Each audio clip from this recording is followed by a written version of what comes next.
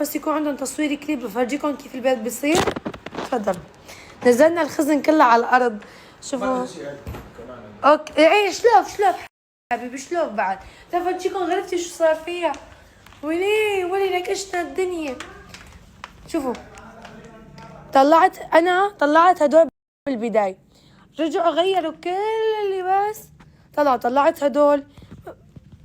واخر شي بدي انزل على السوق. ما بعرف ريتشو كله فجأة بصير عنده. في عنا هيك. طبعا انتم بتشوفوا الستايل لانه في ستايل معين لما كان التصوير يكون هيك. فانا لازم اجهز حالي.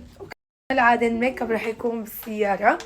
فبس رح ارطب البشرة واحط الواقي الشمسي.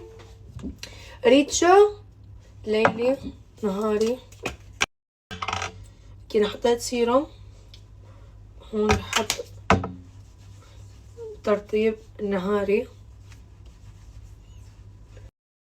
هذا شي انه بشرتي تصير في الجنة. حتى لو ما كترت مثلا ميك اب او ما حطيت طبقة فاونديشن كتصوير يعني كريم وهيك.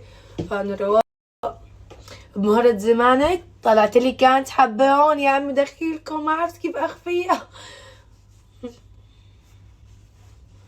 هلا رح نجهز. شعري رح اتركه ريس ما رح اعمل فيه اي شي بس رح استشوره يعني شوارع عادي.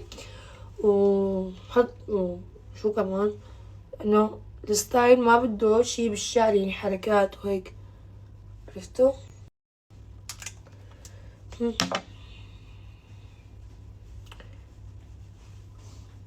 انا رح اعمل